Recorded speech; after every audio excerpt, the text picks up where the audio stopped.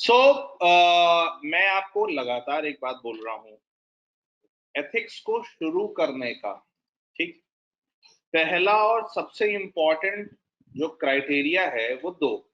इससे पहले मैंने आपसे कहा पेपर 4 का सिलेबस पढ़िए, ठीक, and I asked you to skim through this document, right. जब ये दोनों चीजें आपने करी तो आपको कुछ समझ में आया होगा कि इनका बेसिक लिंक क्या है। अब हम स्टार्ट करते हैं रूल ऑफ लॉ। पहले 4-5 चीजें एक दूसरे से रिलेटेड कैसे हैं। Rule upholding the rule of law, promote an open and transparent administration, promote clean administration, accountability for actions and observe complete political neutrality.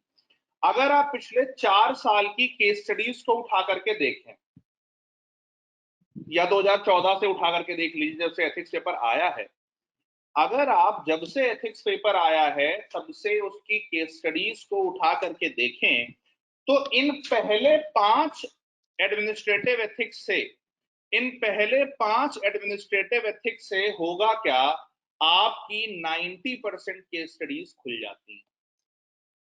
पहला क्या है, upholding the rule of law. कोई भी इस तरह की केस स्टडी आए कि आप कहीं पर फंसे हैं, वहां पर आर्सन हो गया है, वहां पर बहुत दंगाई आ गए हैं, या वहां पर बहुत ज्यादा लॉ एंड ऑर्डर की प्रॉब्लम हो गई है, आप कैसे संभालेंगे, या आप किसी एमएनसी में हैं या आप किसी पीएसयू में हैं, वहां पर आपको किसी चीज का कोई ऑप्शन करना है, कोई ऑर्डर आ गया है, उसमें पैसे कम पड़ रहे हैं, पैसे कहाँ से लाएंगे। या पिछले साल वाली जो केस स्टडी थी कि आपको बजट अलॉट हुआ था नेशनल हाउसिंग स्कीम के लिए, लेकिन तभी आपको पता चला कि जो है वो कोई एमएनसी का पेमेंट डिफॉल्ट हो रहा है, एक एसीजेड बनवाना है, वहां से एक्सपोर्ट हो सकते हैं, तो आप पैसा कहाँ लेकर के जाओगे। An number of case studies like this, ठीक है। अभी मैंने आपको पिछले साल का पेपर देखने इसीलिए बोला था। कभी भी एथिक्स ही नहीं, कोई भी सब्जेक्ट जब हम पढ़ते हैं तो बिना पिछले साल के पेपर के यू डोंट नो कि मैं सही पढ़ा रहा हूँ या मैं सही पढ़ा भी रहा हूं तो आप उसको राइट स्पिरिट में ले रहे हैं या नहीं। वो संभव ही नहीं है जब तक आप पिछले साल के पेपर नहीं देखो, ठीक है। दूसरी चीज हमने कहा, upholding the rule of law, इसका मतलब क्या है, आपके सारे एक्शंस किससे ड्राइव होंगे, रूल ऑफ लॉ से ड्राइव। मान लीजिए कोई केस स्टडी आ जाए कि आप डिस्ट्रिक्ट में पोस्टेड हैं, कोई केस स्टडी आ जाए कि आप डिस्ट्रिक्ट में पोस्टेड हैं और वहां पर जो है वो कोई बहुत गरीब महिला है और उसको जो है वो एक घर चाहिए प्रधानमंत्री आवास योजना के अंतर्गत, लेकिन उसके पास में कागजात नहीं है, तो बिना एब्सोल्यूट किसी कागज के आप उसे घर नहीं दे सकते, no matter how emotionally how compassionate you are. क्यों? क्योंकि पेपर 4 का अगर आपको सिलेबस याद हो, रुको मैं दोनों साथ में खोल देता हूँ।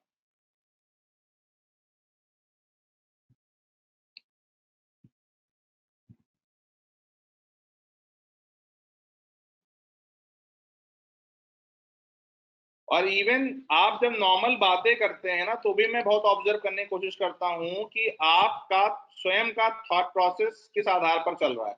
ध्यान रखिएगा, एथिक्स का पेपर कभी भी ये नहीं होगा कि आप रात में सोएंगे और सुबह उठेंगे और आपको एथिक्स पूरी आ जाएगी, ठीक है ना। जो भी आप यहाँ डिबेट्स में हिस्सा लेते हैं या जो आप बातें करते हैं, तो मुझे आपका थॉट प्रोसेस समझ में आने लगता है कि भाई आप जो है, आपका दिमाग किस प्रकार से चल रहा है या आप कैसे सोच रहे हैं। वो कहाँ गया।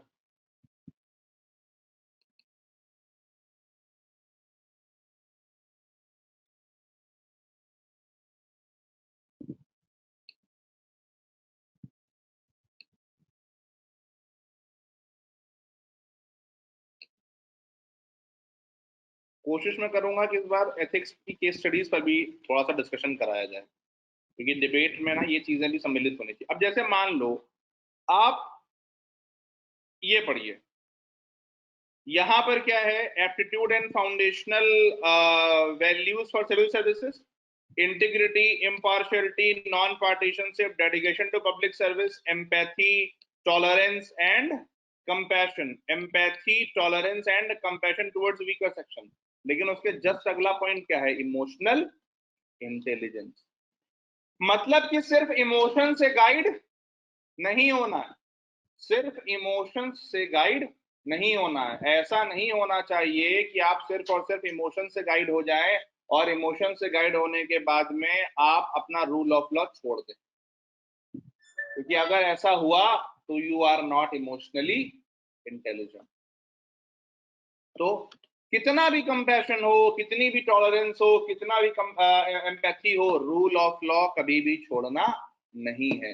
And that is what will make you emotionally intelligent. क्यों? जिस दिन आपने रूल ऑफ लॉ छोड़ दिया, जिस दिन आपकी चेयर, जिस चेयर पर आप बायस्ड हैं, उसकी न्यूट्रलिटी को आपने वट्टा लगा दिया, उस दिन आप समझ जाइएगा कि आप देश सेवा नहीं कर रहे।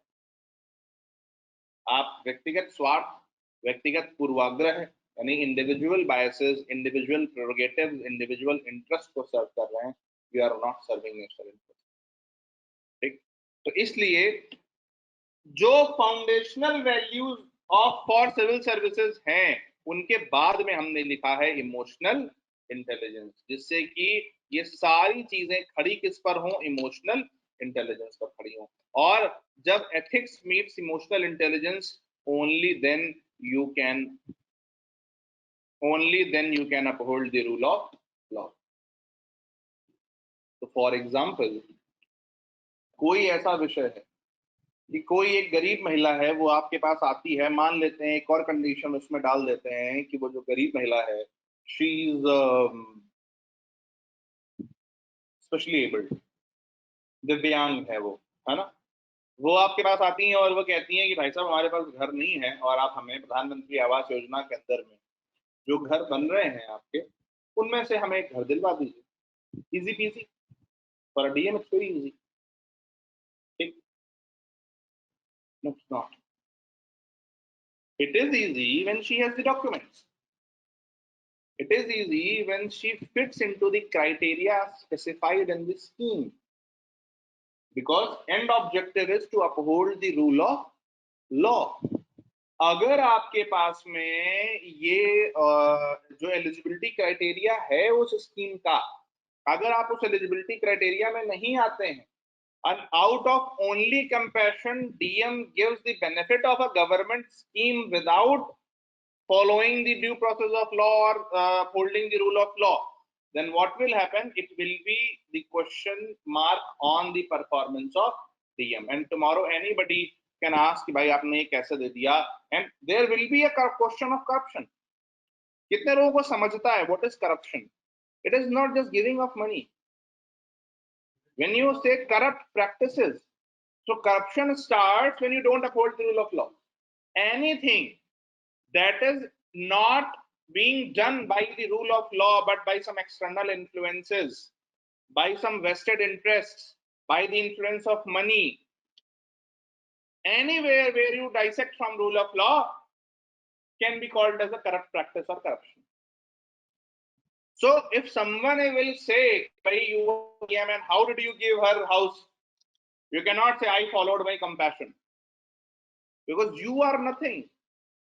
You can be a Sahil Yadav or a Dhananjay Sharma in your individual sphere, but when you are on that chair, you are representative of state, and as a representative of state, you are bound by a thread, and that thread is rule of law. You cannot break that thread. You have to be in that limitations of rule of law and accordingly discharge your duties. ठीक बात है? हाँ.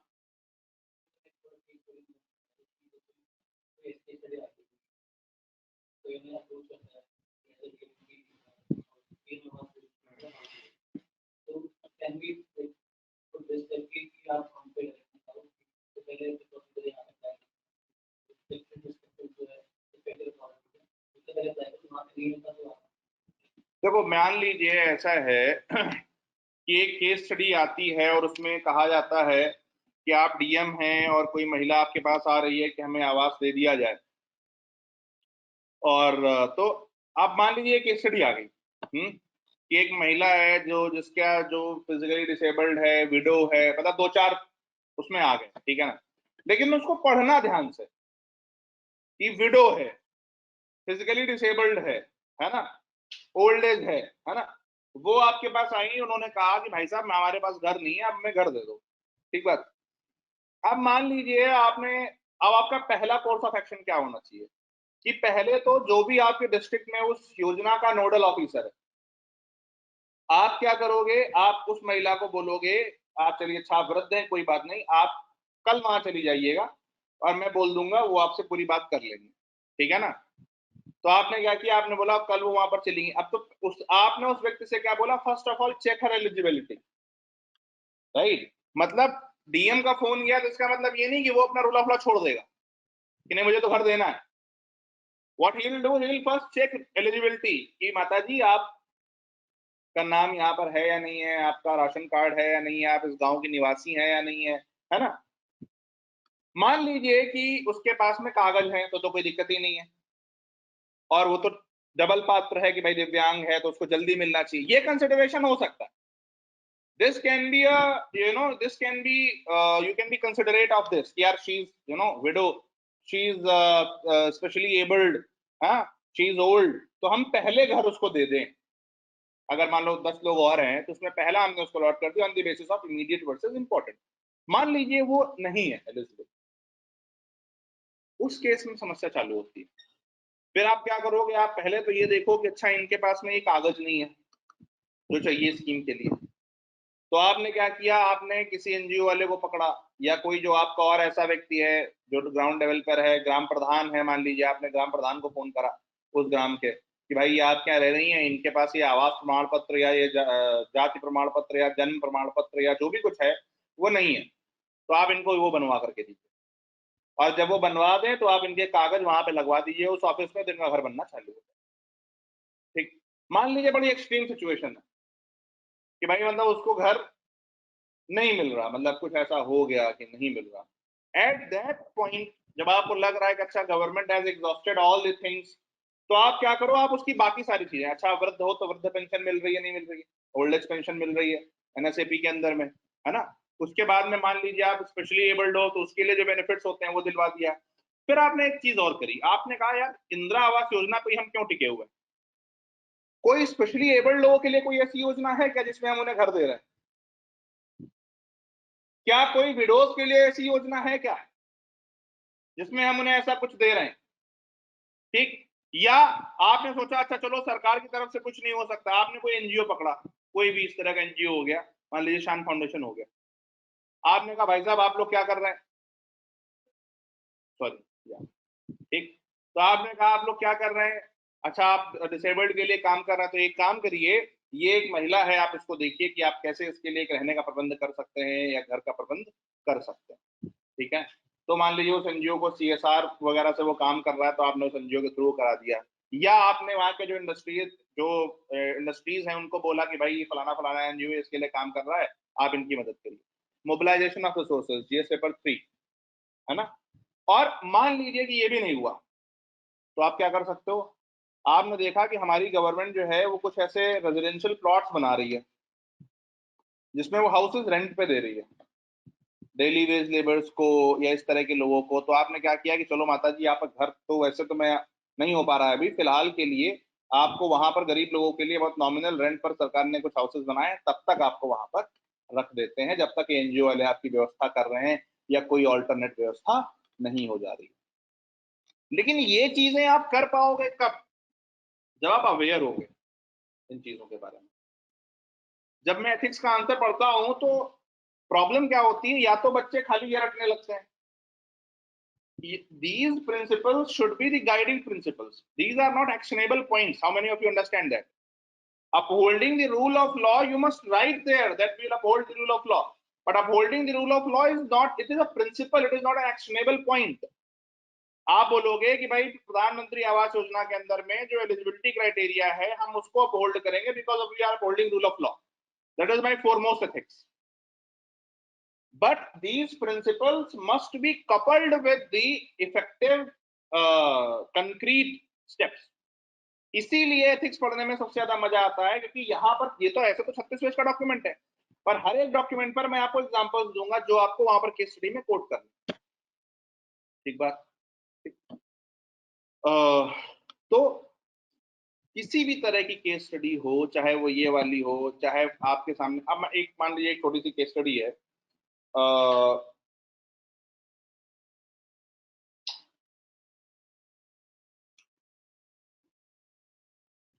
मान लीजिए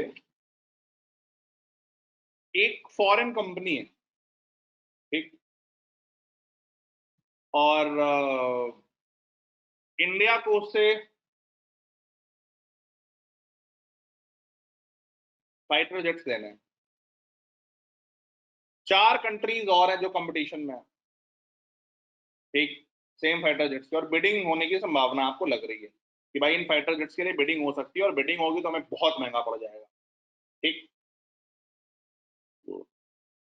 तभी आपको पता चलता है कि एक कोई व्यक्ति है या कोई लॉबिंग फर्म है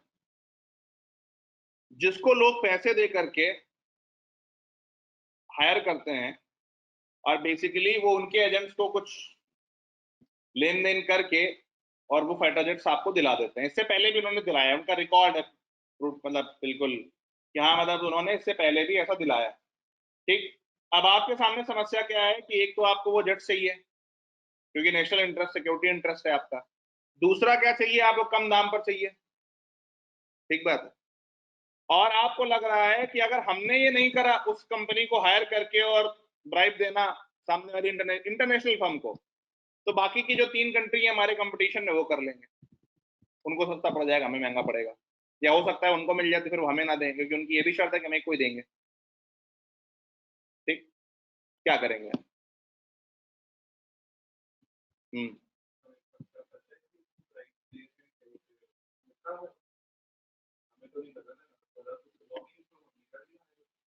नहीं नहीं, उसमें लिखा हुआ है, उसमें ना ना उसमें लिखा हुआ है कि some of the members of that firm contact you, that if you give us some amount of the deal, we'll get the deal for you। मतलब करप्ट अप्रोच क्लियर है उसमें कि आपका कुछ लेन देन चल रहा है। हाँ,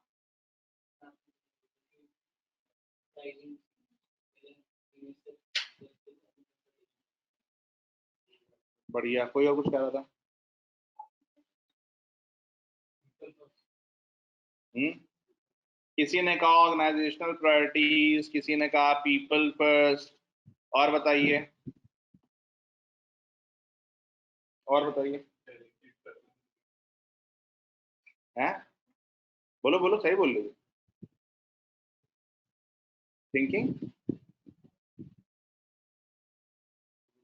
हनुमान चालीसा का मन में काहे बोल रही हो, तेज बोलो ना। हैं? हाँ ठीक है कि मतलब पूरी बात को ध्यान में रख करके चला जाए कि हमारा नेशनल इंटरेस्ट भी, हमारा ये भी है। और बताइए, ऑनलाइन वाले कुछ बोल रहे हो क्या? If you are speaking something then please write. हाँ। हाँ।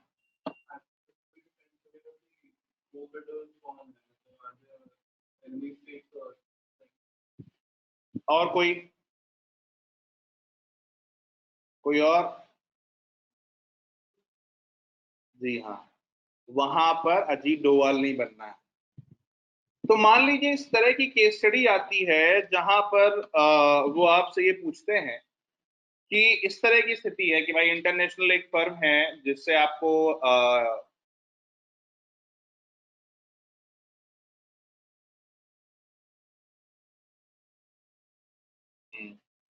एक इंटरनेशनल फर्म है जिससे आपको वेपन्स लेने हैं, और 3 आपके कोबिडर कंट्रीज हैं। So at what time you returned this last night?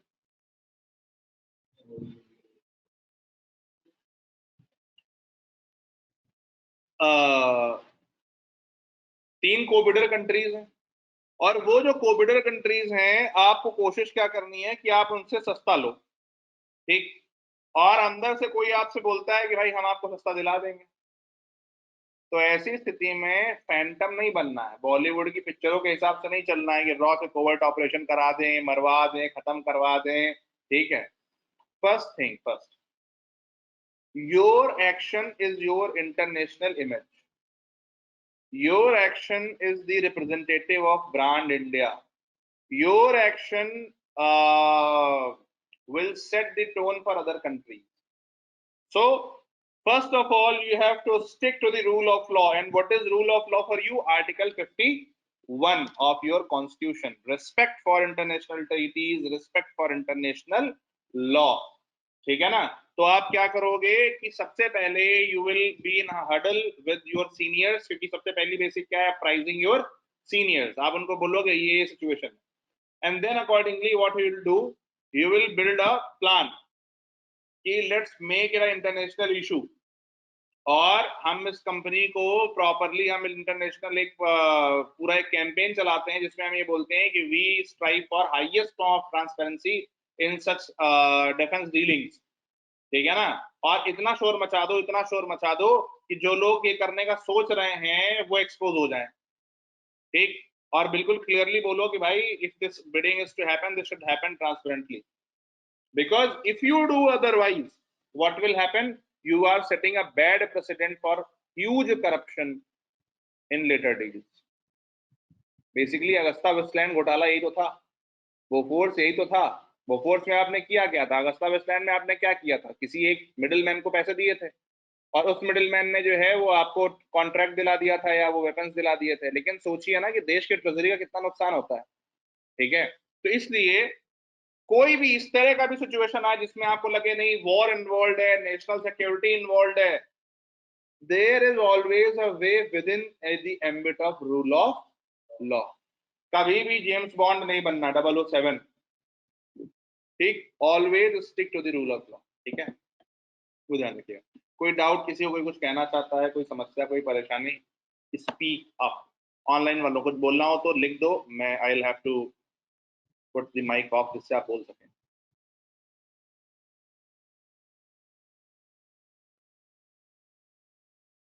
O, where is Aniket?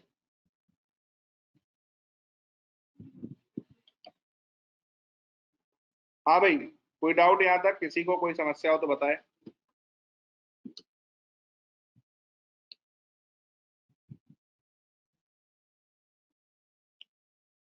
Bidding के बाद भी करप्शन हो सकता है, किसको कॉन्ट्रैक्ट देना है, it can be pre decided. नहीं नहीं, तो आप करोगे क्या कि आप सबसे पहले जब आप पब्लिक ओपिनियन कोई चला रहे हो, पब्लिक कैंपेन को इस तरह की चला रहे हो, तो उसमें सबसे पहला काम क्या करो कि जो टेंडर प्रोसेस है उसका डॉक्यूमेंट बिल्कुल ट्रांसपेरेंट बनवाइए. ठीक है? कि टेंडर प्रोसेस जो है वो बिल्कुल ट्रांसपेरेंट होना चाहिए. कौन से लोग बिड कर पाएंगे, किन्हें कॉन्ट्रैक्ट मिलेगा, वो बिल्कुल ट्रांसपेरेंटली डिसाइड होना चाहिए. ठीक है ना? तो जिससे कि ये पूरा प्रोसेस, मतलब कोई इसमें करप्शन का वो ना रहे. ठीक? और अगर ऐसा नहीं हो रहा है तो आप इंटरनेशनल फोरम पर इस बात को आवाज उठाइए. ठीक है? लोगों के सामने लेके जाइए कि भाई देखिए this is how the things are happening. ठीक? आगे. क्यों? क्यों? क्यों? क्योंकि this is your commitment. Open and transparent administration and promote clean administration. क्यों? क्यों? क्यों? क्योंकि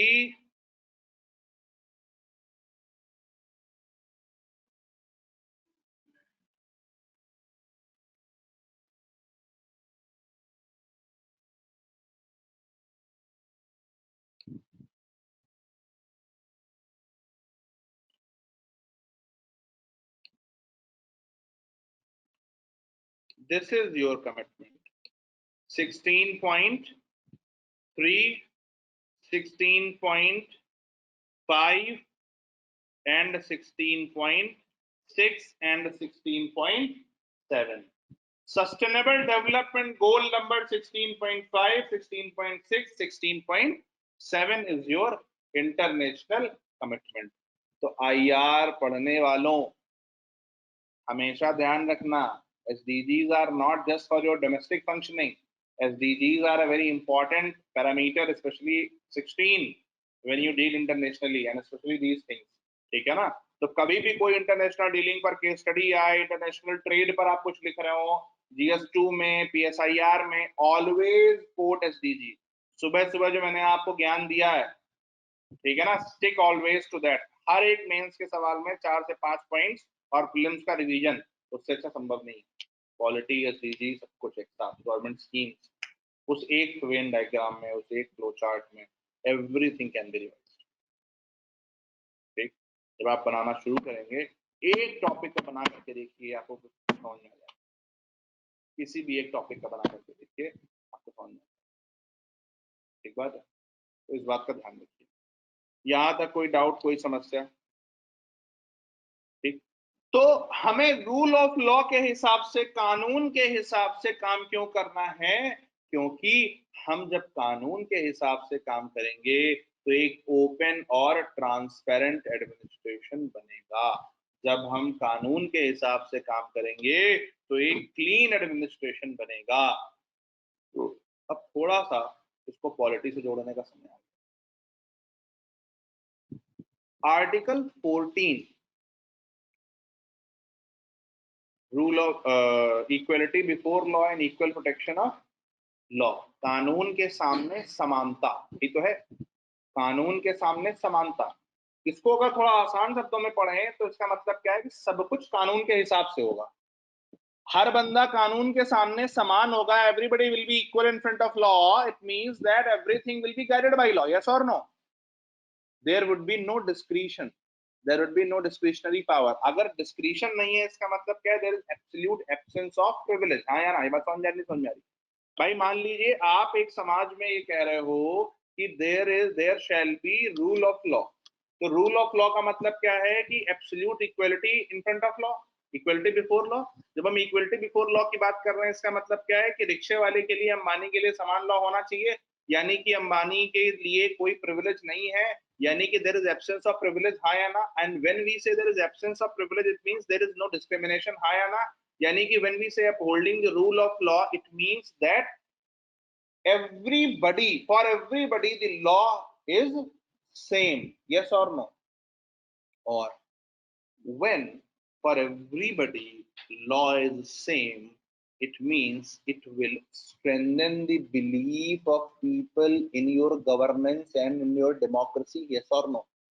अगर आपको लग रहा है कि मैं एक सामान्य आदमी हूं और मेरे लिए और ये प्रधानमंत्री है इनके लिए सेम लॉ है, तो आपके अंदर एक कॉन्फिडेंस आता है कि I am also important in this democracy, yes और नो? ऐसी स्थिति में हमको ध्यान क्या रखना है कि जैसे ही हम रूल ऑफ लॉ को इंप्लीमेंट करते हैं, वैसे ही सबसे इंपॉर्टेंट चीज क्या होती है? सिटीजन सुनना। Citizen starts participating, citizen starts participating in the decision making processes, या he feels कि this process is my decision making process, yes, theory of affinity। उसको लगता है कि मैं भी इस डिसीजन मेकिंग का हिस्सा हूं, because I am equal as everybody else. अब आप ध्यान दो, दिमाग को जागृत किस आधार पर करना है? How preamble is related with ethics. बात समझ में आ रही है? समझ में आ रही? क्या इक्वलिटी से बड़ा कोई एथिक्स है? जो हमने पिछले 2 क्लासेस में आपको बताया, जो उस दिन 15 मिनट का मोनोलॉग था वो पढ़ाने के बाद में, इक्वलिटी से बड़ा कोई एथिक्स हो सकता है? संभव ही नहीं है। आप रूल ऑफ लॉ हटा दो, कोई एथिक्स बचा फिर? अगर समाज से कानून का राज हटा दो, हर बंदा अपनी मनमर्जी कर रहा, मैं आपके चाकू मारे दे रहा हूं, कोई आपका गला काटे दे रहा, कोई आपका घर लूटे ले रहा, क्या एथिक्स है? अब जो बोलने जा रहा हूँ वो लाइन सुनना। That will fundamentally shape your understanding of everything. Rule of law is the enabler of ethics in your society. Ayana. You can have your individual ethics, लेकिन रूल ऑफ लॉ नहीं होगा तो क्या होगा? जिसके पास एथिक्स नहीं है, वो जिसके पास एथिक्स है उसका निपटा देगा उसको। ठीक। तो rule of law gives a legal backing to individual conscience या individual ethics, यानी कि rule of law creates a legal framework of ethics, यानी कि rule of law creates a legal framework of ethics. या आप ये भी कह सकते हैं कि rule of law codifies ethics and make them laws of the land. और ये भी कह सकते हैं कि ethics shall inform rule of law. हाँ,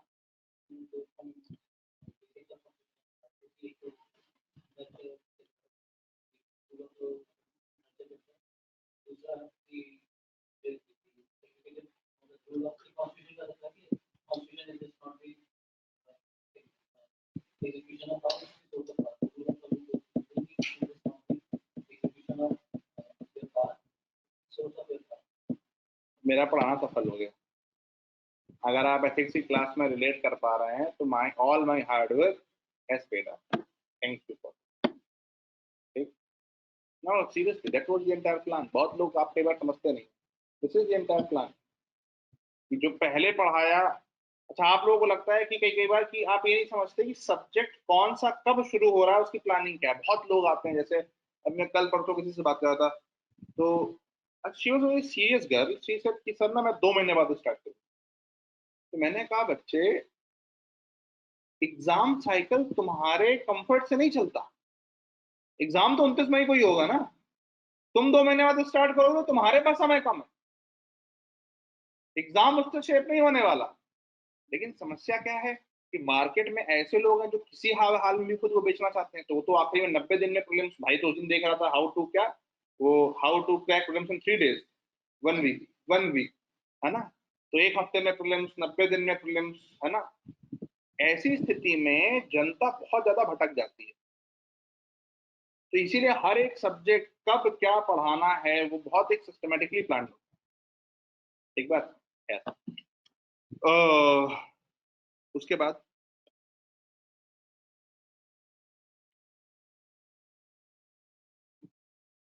let's go back to this thing, the relation of ethics and rule of law.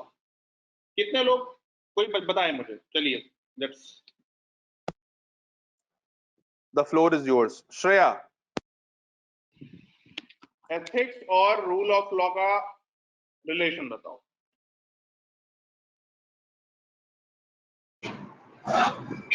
So, to promote responsible individualism or um, to uphold the values of constitutionalism के लिए बहुत important है rule of law establish हो, जिसके वजह से जो office में लोग हैं वो सिटीजन सेंट्रिक अप्रोच के थ्रू और लिमिटेड पावर के थ्रू, जिससे कि मिनिमलिस्टिक सुपरविजन हो जो भी लीडर है उसका, ताकि जो लोग हैं जो काम कर रहे हैं वो खुद के डिसीजंस भी ले सके, तो वो अकाउंटेबिलिटी भी रहे। और सिविलाइजेशनल जो वैल्यूज हैं इंडिया की वो अपहोल्ड हो, जो कि रूल ऑफ लॉ से आएंगी।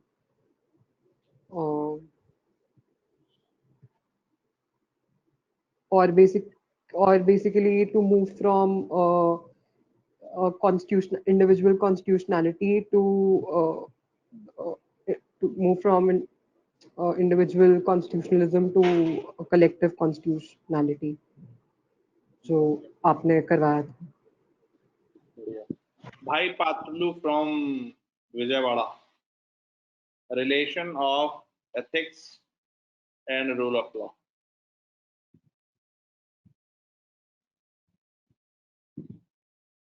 भाई Patlu, am I audible?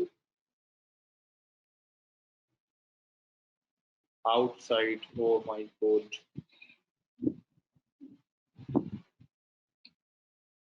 Grandma house. Jharkhand Sarkar, are you in office? Or you can speak? Or you can speak in office?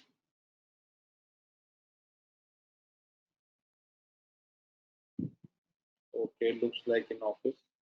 Rasik.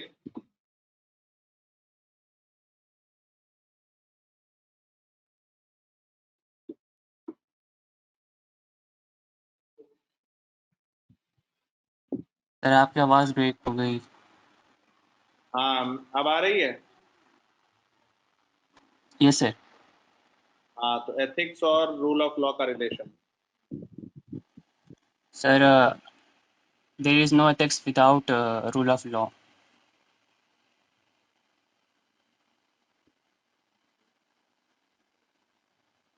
ससिंक्टनेस at its best. एकदम से बड़ा हुआ है, बहुत बढ़िया, बहुत बढ़िया। अच्छा, मैं आपको पूरा सुनने के बाद एक समझाने वाला था। बहुत बढ़िया रसिक, ठीक है। काव्या, कुछ बोलना चाहती हो जो समझ में आया हो?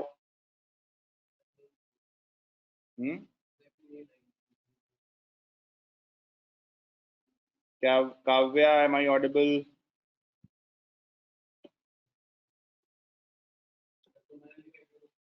एक मिनट इधर लोग कर लेंगे, इन ऑनलाइन वाले जरूरी है। हेलो। हाँ yes sir.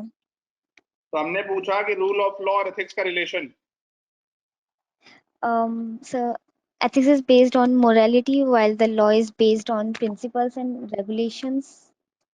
And principles and morality are interconnected because the morality will shape your principles. ठीक है भैया। अब आप समझिए आखिरी के दो रिस्पॉन्सेस बड़े तगड़े थे, काव्य और रसिक, यही दो थे। एंड इट वाज नहीं श्रेया का भी था। एंड श्रेया, एक जो फीडबैक तुम्हारे जवाब पर, देखो, learn now to consolidate your thought process. ठीक, कम शब्दों में सटीक expression, that is succinctness, that is succinctness. जो रसिक ने बोला वो क्या था कि without law, without rule of law there is no ethics, as in without rule of law you are leaving it to individual. Either तुम्हारा मन हो तो एथिक्स फॉलो करो, तुम्हारा मन हो तो ना फॉलो करो। लेकिन ऐसे सोशल ऑर्डर चलेगा क्या? कोई लोग फॉलो कर रहे हो, कोई ना फॉलो कर रहे हो। तो अगर सोशल ऑर्डर को चलना है तो आपको क्या करना पड़ेगा? You have to make sure that few ethics, few bare minimum principles, few moral values are imbibed through laws. बात समझ में आई? आया ना? चोरी नहीं करनी है, हत्या नहीं करनी है ना? ये सारी जो बेसिक चीजें हैं, you have to imbibe them by laws. ठीक, and then there will be few moralities, few morals, few ethics जिसको आप वॉलंटरली छोड़ सकते हो। मम्मी पैर छूने हैं, दोस्त का ब्रेकअप हो जाए तो उसको लेकर के अड्डा 29 जाना है, एम्पैथी कहां से करा? इतनी तेज झापड़ मारेंगे टिप्पा खा के बाहर गिरोगे जाके। हाँ, 2:44 AM पे हमको फोटो भेजा है और बता रहे क्या मतलब।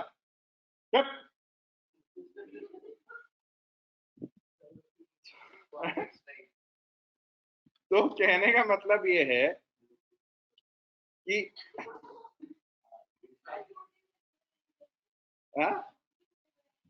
From morning I am only delivering this.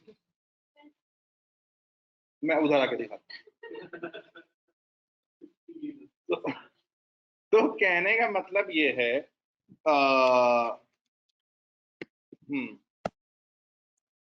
तो कहने का मतलब ये है कि without rule of law there will be no ethics. क्यों? क्योंकि हम एथिक्स को दो हिस्सों में बांट सकते हैं। एक जो कस्टमरी, मतलब जो एक मैंडेटरी मोरालिटी है, जो लॉज के थ्रू आ गई कि आपने हत्या नहीं करनी है, आपने चोरी नहीं करनी है ना, आपने मतलब किसी के साथ जबरदस्ती नहीं करनी है, किसी के साथ वायलेंस नहीं करनी है। ये क्या है? ये लॉज के थ्रू जो लॉज में इम्बाइब हो गई, now that is a mandatory morality, जिसको आप बोल सकते हो कि now these are laws, these are fixed, है ना।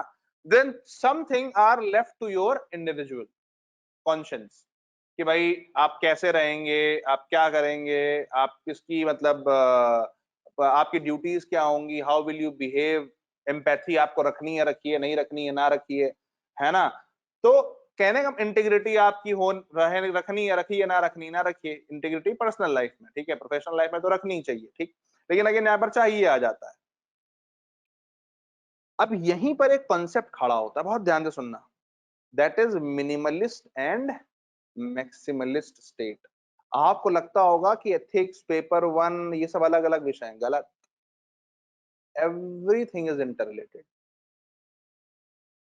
अगर आपने सारे एथिक्स को फोर्स कर दिया लॉस के थ्रू कि आप जो है वो ऑफिस में इतने घंटे काम करोगे, इतनी बार गुड मॉर्निंग बोलोगे, नहीं तो चाइना की तरह सोशल क्रेडिट स्कोर खराब हो जाएगा, सरकार के विरुद्ध कुछ नहीं बोलोगे, अच्छे अच्छे ओपिनियन रखोगे, अच्छी अच्छी बातें बोलोगे, है ना, तो ऐसी स्थिति में आप क्या कर रहे हो? You are controlling every aspect of an individual, हाँ या ना। And when you are controlling every aspect of individual, you are becoming maximalist state. इसलिए कल परसों श्रेया ने एक बड़ा बढ़िया सवाल पूछा। श्रेया ने कहा सर चाइना में भी तो रूल ऑफ लॉ है, फिर वहां मतलब क्या चाइना में रूल ऑफ लॉ नहीं है? अगर रूल ऑफ लॉ वहां पर नहीं है तो फिर वहां की सरकार चल कैसे रही है? तो मैंने इनको क्या समझाया We the people of India having solemnly resolved to constitute India into a sovereign secular socialist democratic republic. ठीक, मतलब हमारे यहाँ पर, और हैविंग, उसके बाद हमने क्या लिखा कि हम अपने यहाँ लोगों को क्या क्या देंगे, social economic political justice, liberty of faith belief worship, है ना, equality of status and opportunity, dignity of individual, fraternity, integrity वगैरह वगैरह। कहने का मतलब यह है कि चाइना और हमारे में अंतर क्या है, हमारे यहाँ लॉ का सोर्स इंडिविजुअल है, we the people of India having solemnly resolve, और जब जिस कंट्री में लॉ का सोर्स इंडिविजुअल होगा वो कंट्री ट्रूली डेमोक्रेटिक होगा। चाइना में रूल ऑफ लॉ है, लेकिन चाइना मैक्सिमलिस्ट स्टेट है। क्यों? क्योंकि वहां रूल ऑफ लॉ सिर्फ और सिर्फ गवर्नमेंट के ही पर्सपेक्टिव से चल रहा है, सिटीजन पर्सपेक्टिव नेग्लेक्टेड है, बिकॉज दे देमसेल्व्स से कि authoritarian states are doing good, democratic states अच्छा नहीं कर रहा। चाइना का तो पब्लिक स्टेटमेंट है ना 2 हफ्ते पहले का, कि भाई हम डेमोक्रेटिक स्टेट्स काम सही से नहीं कर रहे, अथॉरिटेरियन स्टेट सही से काम कर रहे हैं। तो क्या वहां रूल ऑफ लॉ नहीं है? लेकिन क्या रूल ऑफ लॉ वहां पर सिटीजन के इंटरफेस से या सिटीजन के लिए के हिसाब से चल रहा है? क्या सिटीजन्स का की will, we the people of India, क्या सिटीजन की विल रिफ्लेक्ट हो रही है रूल ऑफ लॉ में? नहीं। ठीक, मतलब वो मैक्सिमलिस्ट स्टेट है, और हमारे यहाँ क्या है, मिनिमलिस्ट स्टेट। और अब तो हम क्या कर रहे हैं, जो जहां जहां हमें लगता है स्टेट नहीं होना चाहिए वहां से स्टेट हट रहा है। स्टेट को लगा 377 ये होमोसेक्सुअलिटी इलीगल नहीं होनी चाहिए, स्टेट ने हटा दिया होमोसेक्सुअलिटी। ठीक है, तो कहने का मतलब क्या है कि जब आप एथिक्स और रूल ऑफ लॉ को सोचते हो, आपके कंटोर्स आपके दिमाग में बहुत ब्रॉड होने चाहिए। अगर नहीं है तो बहुत छोटा सोचोगे, और वो आपके आंसर शीट में दिखेगा। हाँ,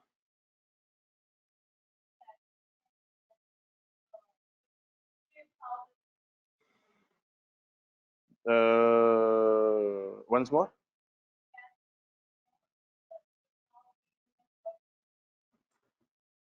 I would say the source of power of law will shape how it is implemented.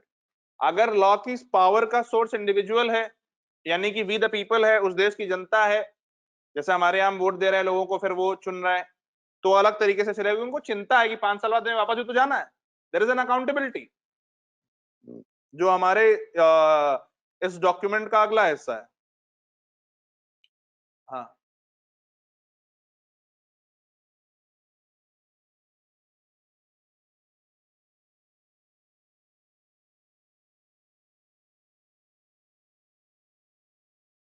constitutionality guides ethics which upholds rule of law, enriching constitutionalism in the society. असल में ये जो शब्द है कॉन्स्टिट्यूशनलिज्म, इसको जो शैलो लीगल माइंड होगा वो गलत तरीके से इंटरप्रेट करेगा। तो always right constitutionality guides ethics which upholds rule of law, enriching constitutional ethos in the society. Actually constitutionalism is most of the times taken as a limited government, ठीक है ना? तो better to write constitutional ethos than constitutionalism. ठीक है, बढ़िया।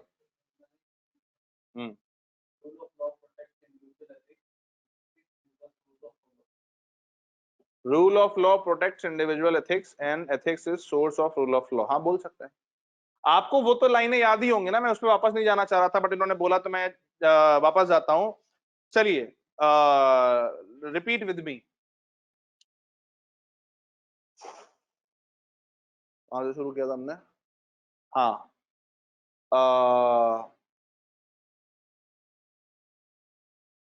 Social needs of your society, social needs of your society shapes your values.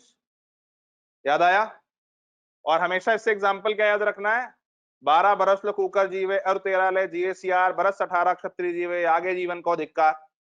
मतलब राजपूतों में एक समय आया, ठीक, कि जब उन्हें लगा कि नहीं, हमारे अस्तित्व की बात है, हमारे राज्यों पर हमले हो रहे हैं, तो उनकी सोशल नीड थी, तो उनकी वैल्यू क्या बन गई? वैलर, वीरता उनकी वैल्यू बन गई।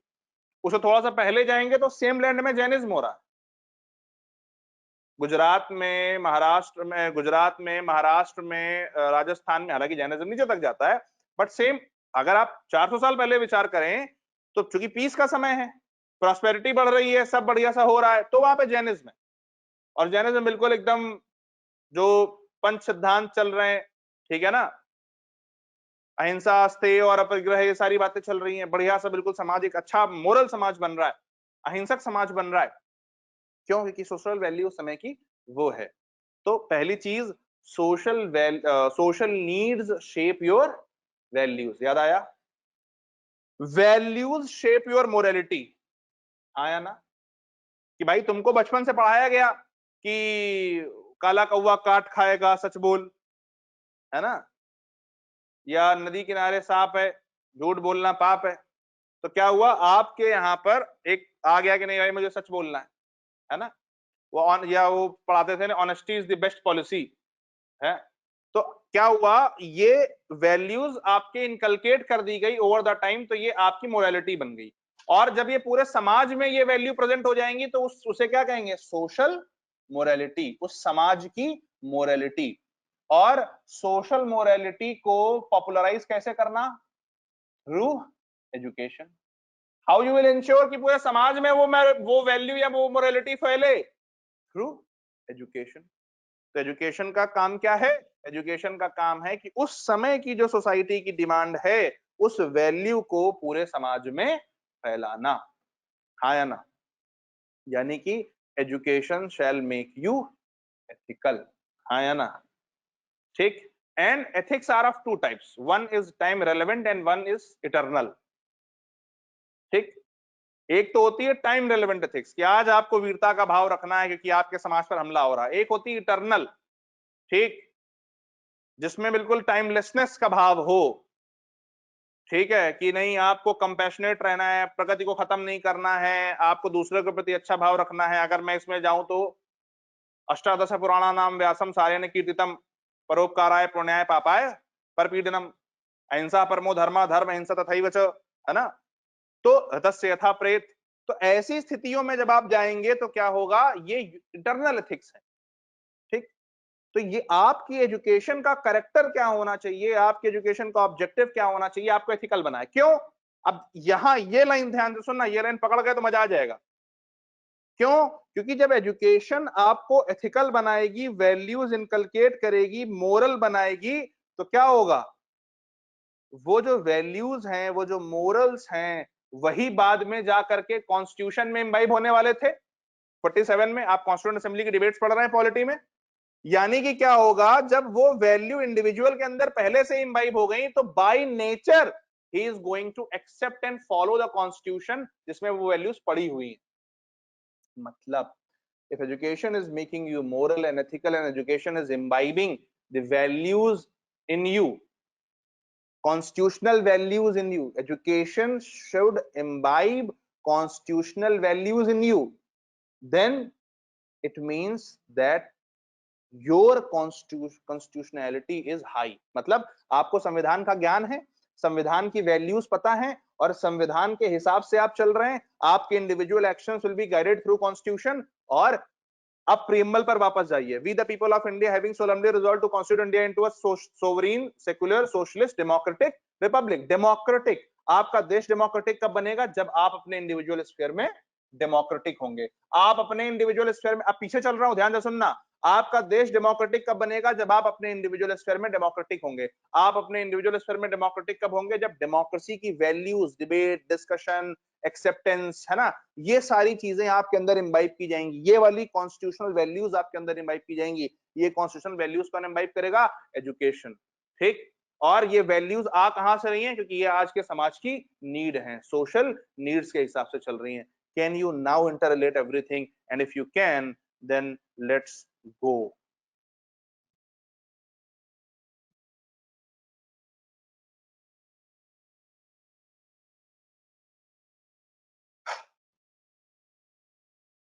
अब आप देखो question number 2। Values are not what humanity is but what humanity ought to be। अगला, best for an individual is not necessarily best for a society. और अभी अभी जो मैं आपको बता रहा था, ये रहा, कहां गया,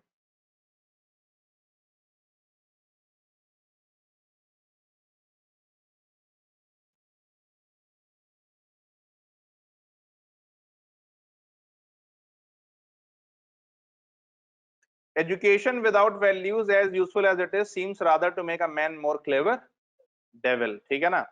इसके अलावा मतलब आप कोई भी इससे उठा करके देख लीजिए इस तरह का जो वैल्यूज वाला है, जैसे ये है मान लीजिए destiny of a nation is shaped in its classrooms, ठीक, थीम वही है जो अभी भी बताई, ठीक, a people that values its privileges above its principles loses both. Customary morality cannot be guide to a modern life, क्योंकि मैंने आपको क्या बताया, हमारी सबसे बड़ी वैल्यू क्या है, डायनामिज्म, और कस्टमरी मोरालिटी का मतलब क्या है, आप कस्टम्स के हिसाब से फिक्स्ड हो गए हो, रिजिड हो गए हो, ठीक है ना। उसके बाद यहाँ पर आप कोई भी उठा लीजिए, values are not what humanity ought to be, ये वाला हो गया। फिर life is a long journey between human being and being human, ठीक है ना। और यहाँ तो सारे ऐसे ही मस्त, ये तो जोन ही अलग था। हाँ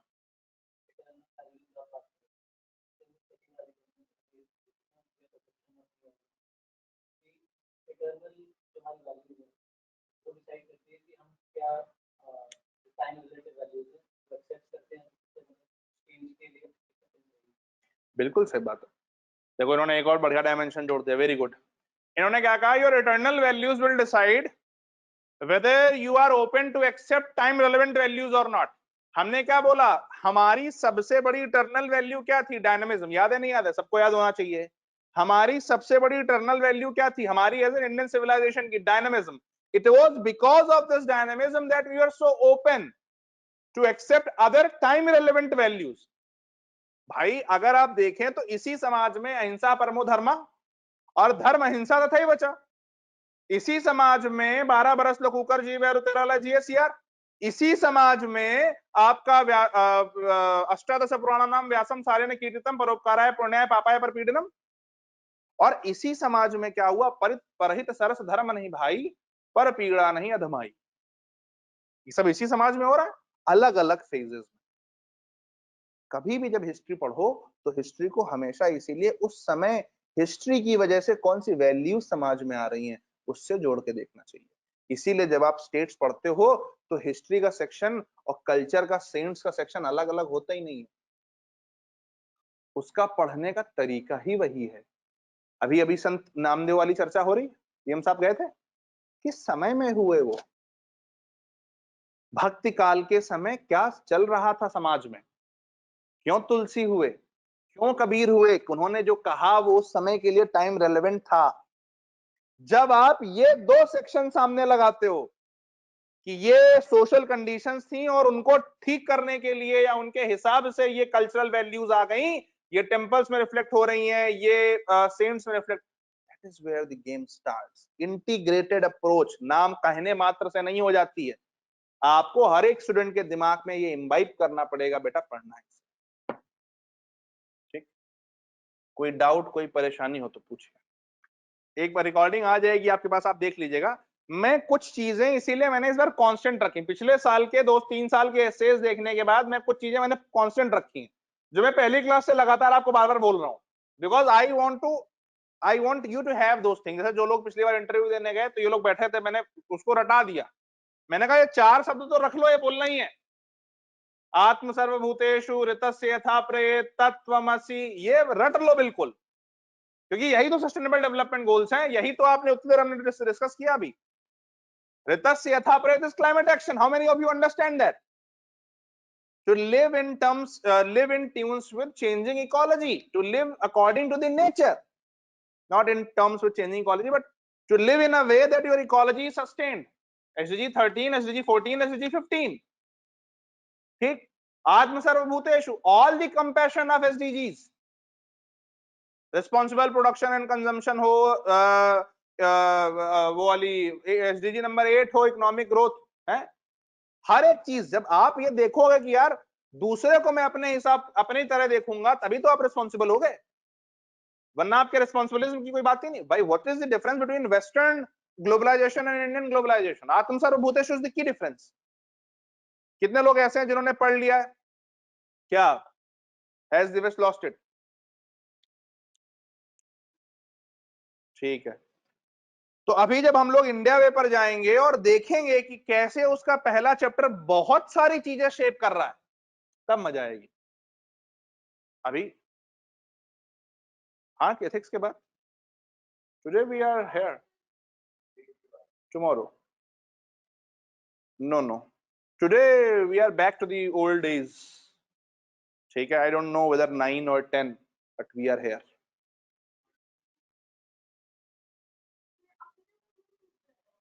कोई बात नहीं, क्लास के बाद घर बैठ के अपना लिखना है। भाई पातुल्लू बाय। तो यहां तक कोई डाउट हो तो बताइए। It will take some time so that you can, मतलब इट विल टेक टाइम जिससे आप थोड़ा प्रोसेस कर सको, ठीक है, बट आगे बढ़ते हैं।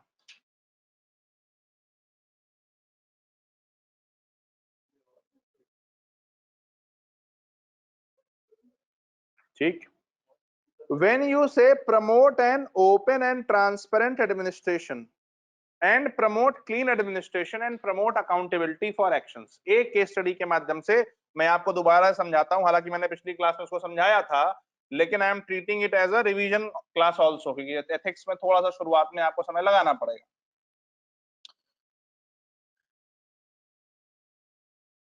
मान लीजिए आप कोल सेक्रेटरी हैं, ठीक, श्रेया कुछ कह रही है।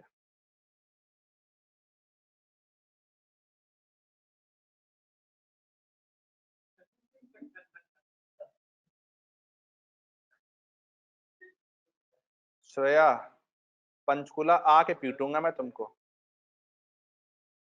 खैर,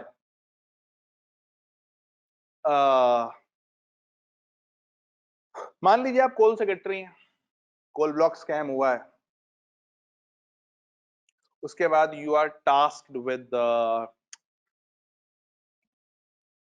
इंश्योरिंग दैट इंडिया में कोल प्रोडक्शन अच्छा हो और इंडिया में जो कोल की माइनिंग है उसके लिए जो टेंडर अलॉट किए जा रहे हैं वो ट्रांसपेरेंटली हो, क्योंकि सीबीआई हर घर पे जा रही है, आपको पता है। अगर नहीं ऐसा होगा तो हमारा भी नंबर कल आ जाएगा। क्यों? क्योंकि कोल सेक्रेटरी आपसे पहले वाला जो थे वो जेल में है फिलहाल, तो डर भी थोड़ा होता है। तो ऐसी स्थिति में होता क्या है कि आपसे ये एक्सपेक्टेड है कि you will promote an open and transparent administration, clean administration and you will promote accountability for actions. आपने क्या किया? आपने एक टीम, ध्यान से सुनना, बहुत ध्यान से, आपने एक टीम बनाई 10 लोगों की और उनको बोला first of all don't watch whisper, first of all dig every possible law related to auctioning, related to tender, related to coal mining, every possible law and every precedent in the past years। और supreme court ने चूंकि decision दे दिया है, तो supreme court ने coal block पर decision दिया और बहुत सारे कोल ब्लॉक्स जो आवंटित हुए थे, जिनका अलॉटमेंट हुआ था, उन्होंने कैंसिल कर दिया। तो किस रीजन की वजह से कैंसिल किया वो? तो सुप्रीम कोर्ट के जजमेंट से क्या क्या निकालेबल है, what you can extract out of the Supreme Court judgment, extract that, keep all the laws in your handy, and then with the laws, with the Supreme Court judgments and with other things, ठीक है ना, at your disposal, make first of all make a document, tender document, जिसमें clearly लिखा होगा कि कौन कौन tender file कर सकता है, क्या क्या कंडीशंस होंगी, जिसे हम कहते हैं inviting the applications for tender, जिसमें हम प्रॉपर गाइडलाइन देंगे कि भाई ये व्यक्ति कर सकता है, ये नहीं कर सकता है, ठीक है ना। ऐसा एक हाँ, तो इन लोगों के लिए नहीं हो, तो आपने एक टेंडर इनवाइट करा और उसके लिए आपने डॉक्यूमेंट निकाला, ठीक है ना। वो डॉक्यूमेंट जो है वो बिल्कुल रूल ऑफ लॉ पर बेस्ड होना चाहिए, सुप्रीम कोर्ट के प्रेसिडेंट्स पर बेस्ड होना चाहिए, जो रिसेंट डिसीजंस आए हैं उसके हिसाब से। फर्स्ट जॉब इज कि वो डॉक्यूमेंट सही हो। जब आपने वो डॉक्यूमेंट सही कर दिया तो क्या हुआ कि आपके पहले ही जो ऐसे करप्ट लोग थे, जिनकी सही रिकॉर्ड नहीं है, जिनका पीछे अच्छी हिस्ट्री नहीं है, वो वहीं से बाहर हो गए, वो अप्लाई ही नहीं कर सकते। दूसरा काम आपने क्या करा, अब ओपन एंड ट्रांसपेरेंट एडमिनिस्ट्रेशन। दूसरा काम आपने क्या करा, एक ऑनलाइन पोर्टल बना दिया। उस ऑनलाइन पोर्टल में आपने कहा अप्लाई करो, जिसको भी बिडिंग करनी है कोल ब्लॉक के लिए, वो हर एक कोल ब्लॉक के लिए उसमें वो करे, और हर उसमें दिया हुआ है कि इस कोल ब्लॉक में पोटेंशियल इतना कोयला निकल सकता है, तो आपने अपना प्रॉफिट लॉस कैलकुलेट कर लिया कि भाई इतना कोल निकल सकता है, इतने रेट पे बेचेंगे तो हमारा ये, इस हिसाब से हमने बिडिंग कर दी, ठीक। तो हर एक बंदे ने उस ऑनलाइन पोर्टल पे ट्रांसपेरेंट बिडिंग कर दी। क्या कर दी? ट्रांसपेरेंट बिडिंग कर दी। जब ट्रांसपेरेंट बिडिंग कर दी तो क्या हुआ कि आप क्लियरली देख सकते हो कि इसने 100 रुपए की बिड डाली, फिर 200 की बिड आई, फिर 300 की बिड आई, फिर 400 की बिड आई। जो हाईएस्ट बिड होगा आपने उसको वो कोल ब्लॉक अवॉर्ड कर दिया। अब वो जो 400 रुपए का कोल ब्लॉक आपने दिया है, वो 400 रुपए किसके पास आएंगे? स्टेट के पास, देश के खजाने में, देश की ट्रेजरी में आएंगे, जिससे बाद में वो रोड बना सकता है, गरीबों के लिए काम कर सकता है, हॉस्पिटल बना सकता है, हाँ या ना? ऐसी स्थिति में क्या होगा, आपके इस ट्रांसपेरेंट एडमिनिस्ट्रेशन से, ट्रांसपेरेंट ऑक्शन से the profit has been, the profit is to the treasury of state. State के पास ज्यादा पैसा आया। अगर ये पैसा नहीं आता तो मतलब आपने फिर आप करप्ट हो गए, फिर आपने करप्शन कर लिया। क्यों? क्योंकि आपने स्टेट का नुकसान किया है, स्टेट की ट्रेजरी का नुकसान किया है, ट्रांसपेरेंटली काम नहीं किया। तो जब आपने ट्रांसपेरेंटली ये किया प्रोसेस, तो क्या हुआ, आपका एडमिनिस्ट्रेशन क्लीन भी है, कोई करप्शन नहीं है, कोई प्रोसेस वो नहीं है, और आपने हर एक जो बिडर था उसके सारे डॉक्यूमेंट्स, उसका पास्ट, उसकी कंपनी की हिस्ट्री, सब कुछ पब्लिक कर दिया। तो इससे पहले जब कोल ब्लॉक स्कैम हुआ था तो आरोप क्या लगे थे कि कोल मिनिस्टर के रिलेटिव ने ही अपनी कंपनी बना करके और बिडिंग करी थी, और पहले आओ पहले पाओ, फर्स्ट कम फर्स्ट सर्व के आधार पर उनको सबसे पहले 5500 करोड़ का जो ब्लॉक था वो 5-5 करोड़ में दे दिया गया था, ठीक। तो हुआ क्या कि उन्होंने वो पैसा, वो स्कैम हो गया। फिर वो 5500 करोड़ जो स्टेट को मिल सकते थे उसके लिए सिर्फ 5 करोड़ मिले। क्यों? क्योंकि फर्स्ट कम फर्स्ट सर्व, और आपने सबसे पहले उन्हीं को बताया तो उन्होंने आके कर लिया। लेकिन जब ट्रांसपेरेंट ऑक्शन में आपने सब कुछ पब्लिक कर दिया, तो हर बंदे को पता है कि भैया इसको मिला है, इसमें डायरेक्टर ये है, ही इज पॉलिटिकली कनेक्टेड। लेकिन इसको नहीं मिला पॉलिटिकली कनेक्टेड होते हुए भी। क्यों? क्योंकि इसने बिडिंग सही से नहीं करी थी, इसकी हाईएस्ट बिड नहीं थी। तो जनता में क्या होगा, भरोसा बढ़ेगा तुम्हारे एडमिनिस्ट्रेशन को लेकर कि देखो नेताजी के रिश्तेदार की फर्म थी, उसको टेंडर नहीं मिला क्योंकि उसने बिडिंग ज्यादा नहीं करी थी, ठीक है। नीलामी में जो बोली लगाई जाती है, ठीक। उसके बाद प्रमोट अकाउंटेबिलिटी फॉर एक्शंस। एक minute, promote accountability for actions. मान लीजिए ऐसी व्यवस्था में होता क्या है,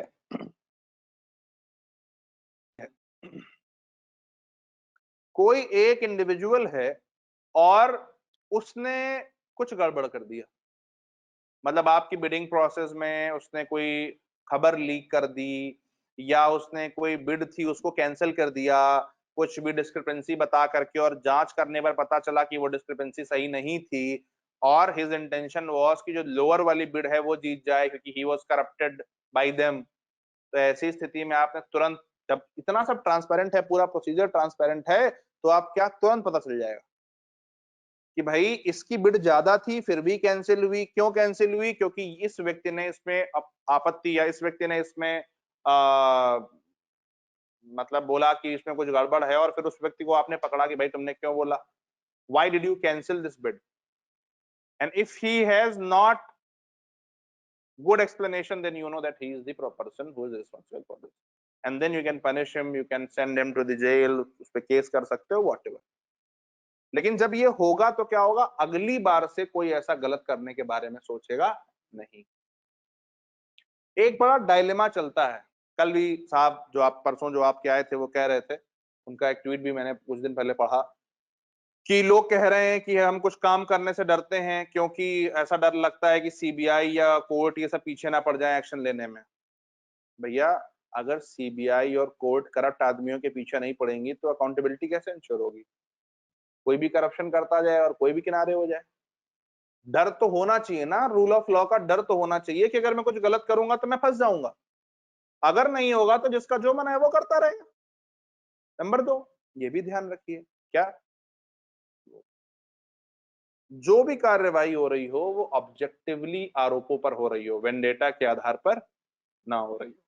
और अगर आप सही हैं, अगर आपने कोई गलती नहीं करी है, अगर आप uphold the rule of law कर रहे हो, तो आपको डरने की जरूरत नहीं है।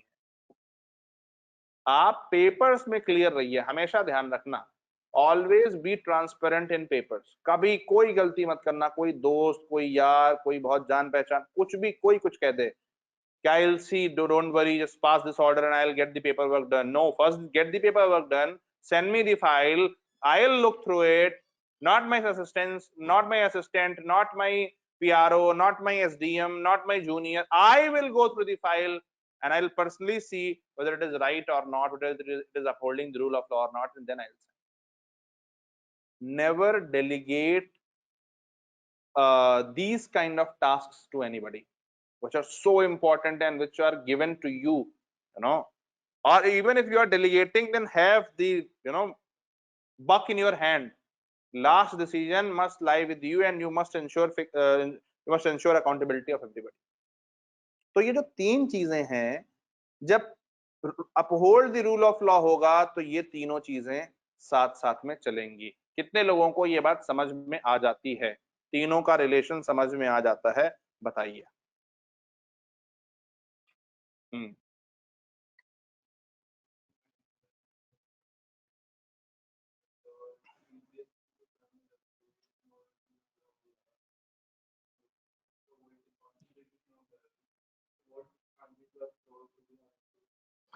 देखो ऐसा है, what we are saying, we have made a GeM portal already, government e market place.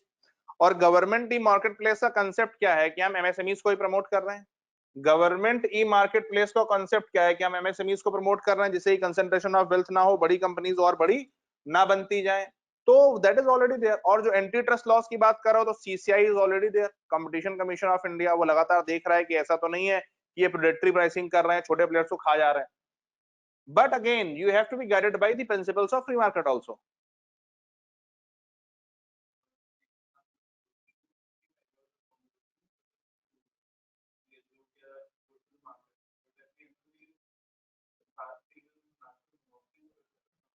Yes, but you need to understand that even now there are players like VI or there are players like Airtel who were not. देखो, why Jio was accepted? Because me and you were paying 98 rupees for a GB, right? And today we are paying 98 rupees or some 200 rupees for 1 GB per day. So in any market, if you are benefiting the consumers in such a drastic and huge way, then for some time you will create monopoly if there is no other people trying to get after you. Airtel, acha, who has played the catch-up game? Airtel. They have tried, and so Jio has pushed them for this catch-up game. And tomorrow there will be see, you cannot monopolize anything for eternity, number one. And if something is in benefit of consumer, then obviously they will not mind the monopoly. That's because end of the day the market rests on the principles of consumer welfare, जो consumer के लिए सही। It should not. Huh?